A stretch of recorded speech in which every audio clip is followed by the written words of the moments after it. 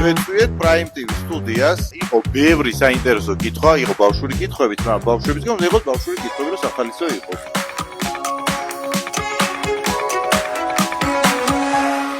თორტი რო გაბრაზდება და მარტყებს გადმოხრის, ალბათ შიგნითა გაიბათქულის და ამჟავდება. ეხა მივხვდი, ეხა შემოვა გაბრაზებული თორტი და გვაჭმევე. რადგან თამაზე ჭამს მუდმივად თამაზე. აჯაბსანდალი. კაცმა არ იცის რა იქნება გადაცემაში. თქვენ გქონდათ უკან აი თეთრმაისურაში ბავშვებს. ხო, ერთმაც დასვი და მე მეორე. შენ კომბლეა. ჩემი ცხოვრება არის სუბფილმი. სახელს რას დაარქმევდი? დავარქმევდი თამაზას ტანჯული ცხოვრება. მე ჩემი ალბათ სერიალი იქნებოდა ერთ ფილმში არ ჩაეწეროდა. ჩემი იქნებოდა გიორგი ნაზღეძის მნებანი. აბა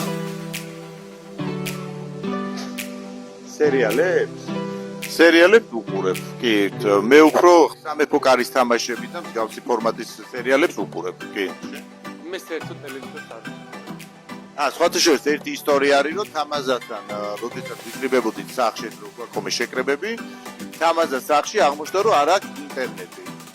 და საერთოდ ტელევიზორს არ ხმარობდა. თუმცა მის ცხოვრებაში შევედი მე, ჩავთეს ინტერნეტი და ტელევიზორს ხართ თუ ისე უყურებ. მეგობრებო, გადავედი ახლა სახლში, დიზაინერმა დამიპროექტა ეს სახლი და დიდი ორი უზარმაზარი ტელევიზორი დამიკიდა, ერთი საძინებელში და მეორე ზალაში.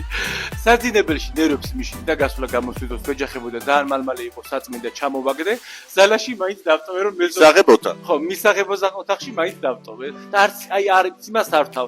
ერთადერთი როცა ტელევიზორი ჩემს სახლში ირთვება არის ორშაბათი თუ სარკასტიკას ვუყურებ.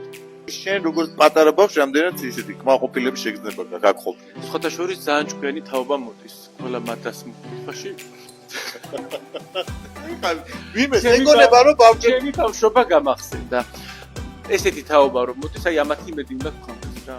ჭკვიანები, ნიჭერები, მიზანდასახულები და პატარა ბავშვი რომელიც ამასაკიდან უკვე თავისი პროფესიის განვითარებაზე ფიქრობს, ეს უკვე ძალიან დიდი მიღწევა ჩვენი ქვეყნისთვის.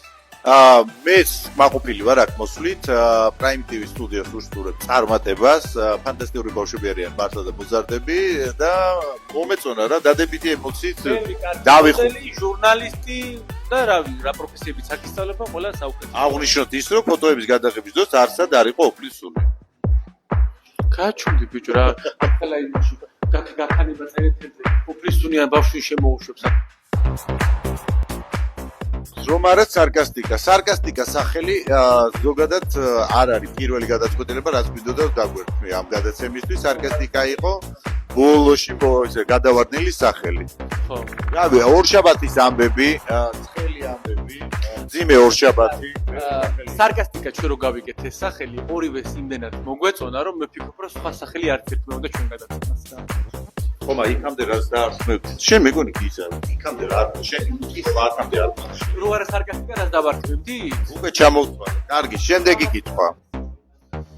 იცი რა, ხუმრობებს ესე დიდად არ ვფიქრობთ იმპროვიზაცია, რა ჩონჩხი გვაქვს ჩამოწერი, მაგრამ ცემით, რავი, მე მგონი ხა იმდენი სტატუსი და გავლენა ჩვენ გვაქვს და პატრონი, ხო? არა, ჩემი ცემ ესეთი მარტივი არ არის, შეიძლება ერთი პატარა ცქნაპუტელა ბიჭი ჩანდე, მაგრამ ფუწყობიდან გამოვიყვა, შეიძლება თავი გადაგაჭამო. იცი რა, თან ამავდროულად ჩვენ გვინდა რომ ვიღაცამ გვცემოს რომ გადაცემაში ახალი ნიუსი გქონდეს. იცი ცემის დროს რა ყველა კომპენსაციას იხდია?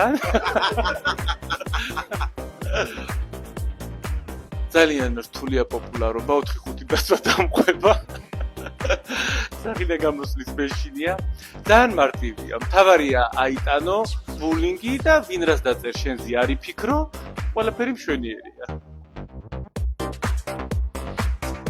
ძალიან კარგი იყო მართლა და მადლობა იმისათვის რომ მოგვიწვიეთ. დაგვისვით ესეთი საინტერესო კითხვები და ძალიან ბევრი ბავშვი იყო მოზარდი. გამოდის რომ ჩვენ ვართ რაღაცა ლექტორები თუ კოუჩი, რა ქვია ჩვენი დღევანდელ ტანდემს. როგორი ამბიციური ხარ ისე, შეწყვეტილი ქონის მოჭი. და ბავშვებს ასწავლიან რომ ამბიციური არ უნდა იყო ისეთი თავდაბალი უშუალო და როგორი ამბიციური იყო შეფეროცა. მერტო. გადაღების გარდა რიცი გაკეთება გვიყვარს. გადაღების გარდა ჩვენ გვიყვარს დასვენება, ფულის ხარჯვა. ძალიან. ჩავა.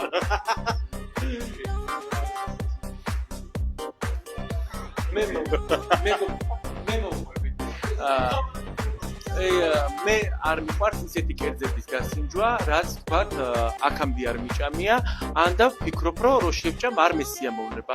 და აი ერთი სამი დღე მეუბნებოდა, რომ უნდა გაესინჯა ჩემთვის ლოკოგინები და აი ცხოვრებაში დავიფიქრე, რომ მე მაგას პირში აღარ ჩავიდებ. უსაზიზღრესი გემოქონდა და აი 40 ევრო გადაიხადა 10 ლოკოგინაში. არა, ყველაზე მაგარი ისტორია იყო. მე-18 საუკუნის რაღაცა შენობაში ცხოვრობდი და თავიდან ის მე-18 საუკუნე მოგწონდა პარიზის ცენტრში რაღაცა და მე რო დავწერი და ჩემთვის არის კომფორტი რა, რომ აი საერთოდ ეხლა მეგობრებო ეს ჩემგან მაგალითად არ უნდა მიიღოთ, მაგრამ ბავშვობიდან ძალიან ბევრი ვეცადე, აქედან ხსონებულ ჩემს ისტორიის მასწავლებელს მოვიგონებ, მიუხედავად იმისა, რომ კარგად სწავლობდი, არასდროს არ მაინტერესებდა ისტორია. საერთოდ. და ისტორიული ადგილები. რასაც ნაზღაიტეზე ვერ ვიტყვი. ეხლა აგერ ტაშზე ვიღაცამ ხელი დაადვაგდა, ტაში ფეხები ეწყო, ნაკლებად მაინტერესებს. მე ვცხოვრობ. აი, ცოტა კარგად გაინტერესებდა 1500 ევროიანი ღვინო რო დაგისხდეთ, რო ახუნეთი ჩიკა-ჩიკაზე. ერთ-ერთი ისტორია ალბათ ეგ არის სასაცილო. ქართველების რესტორანში აღმოჩნდით, დაგვისხეს 1500 ევროიანი ღვინო. ყველა რაღაცა ატრიალებს, აგემონებს, ამ ღვინოს მეც ვიფიქრე დავატრიალებ, დავაგემონებ ჯანდაბოზე. სანამ დავატრიალებ, თამოდან თლიანი 1500 გადაკრა კუჭნაცლავში და კიდე გაწია ეს ჩიკა მუსად. მოითხოვა. ეს მე-18 საუკუნეზე რატომ მოვწერეთ, რომ მანამდე ვცხოვრობდით ეიფელის გვერდზე, სადაც ლიფტი იყო რაღაცა სათაბრიჯენში რაღაცა ის და აი ლიფტს რომ მივაწებოდი 22-ზე, გამოსული ვიყავი და მე-18 საუკუნის შენობაში რო გადამიყარა მე-5 სართულზე, აი ამ კრუგზი, აი ეს სიარო.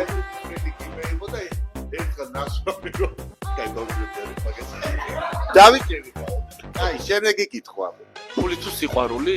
აი მე ფული არის წარმავალი. თავარია რომ არ ჩემს გვერდით არ იყოს ისეთი ხალხი, ვისაც ვეზიზღებ. სიყვარული მიჩვევ. მეც სიყვარული. ფული ყოველთვის მოვა. მეც ელქი მე სუმაგდებდნენ სკოლიდან. ჩემი ძმები იყვნენ უბრალოდ კარგად სწავლობდნენ და მათი დამსახურებით მე მტოვებდი. მე სკოლაში ვიყავი ძალიან აქტიური ბავშვი. ყველა ღონისძიება, ჩემი დაგეგმილი იყო, ქართულენოვანი იყო თუ გერმანულენოვანი, სულ ყოველთვის მიყვარდა რომ ვიყავი ორგანიზატორი ამ ყველაფრის. ამასთან ერთად არ მიყვარდა ყველა საგნის სწავლა, მაგრამ მიყვარდა რაღაცა საგნები, რომელშიც ვიქნებოდი პირველი საქართველოში და ესეთი საგნები. ანუ იყავი ცელკი თუ არ იყო? ვიყავი ძალიან ცელკი, მაგრამ თანამავდროულად ძალიან ჭკვიანი. ხო. ნუ ეგ ინდოდა რომ გაგესვა ხადი რომ ჭკვიანი იყო. დღეს სხვადასხვა თაობა იყო შეკრებილი, მე ისე მოთხოვნადი ვარ უფრო მოზარდებში და მიხარია, რომ მე ლენინის კლასელი ვარ, აი თამაზე და უფრო პატარებში. ხო? იცი რა არის? შერე ყველა ასაკის მაგრამ თავარი ის არის რომ რაღაც სიყვარული იყო ერთიანი გაფუხატი. და ძალიან მაგარი. ხო. იმიტომ რომ ადამიანს ვისაც ეძიძღები, ეხა ისეთი დრო მოვიდა, ვერ მოიცდის შესანახავად რა მოდის. ანუ ისეთი ხალხი იყო ყველა ის ჩვენ წა. აი, ჩემ შემთხვევაში არის ის რომ მე მოზარდებში შედავიდა ხიცი, უფრო ალბათ უკვე ის ჩემი იუმორი თუ რაღაც და შენ რაღაცა თან იუმორი კი გაქვს ცუდი, ცუდის რა გაგებით ვიდახი რა, შავი იუმორი გქონია, რა. შენ ესე ყვარლები ბავშვი. ცუდი რა რაც არ უნდა კერო და ჭრა, იღებენ ცუდი იუმორი გაქვს და შავი იუმორი ვიდახი ცუდი იუმორა, ჩემზეც იგივები. ძალიან ცუდი იუმორი გაქვს, მე გადააკეთა რომ შავია. შავი რაღაცას მიპირებს მეგობრებო დაელოდეთ. გონია რომ შენ აბრალ უფრო ბავშვებისთვის ხარ ზღაპრის გმირი რაღაცა. ესე ვარ. ხოდა მე არ ვარ ესე. მაგრამ აღმოჩნდა რომ ბავშვებს მაინც უყვარს. მე უფრო მშობლებისკენ ვარ, მე უფრო ისე. უკვე ფინანსურად ძლიერ ხალხი. შენ ბავშვებს ზოგადად გაუკვირდა კიდე ცოცხალი რომ ნახეს.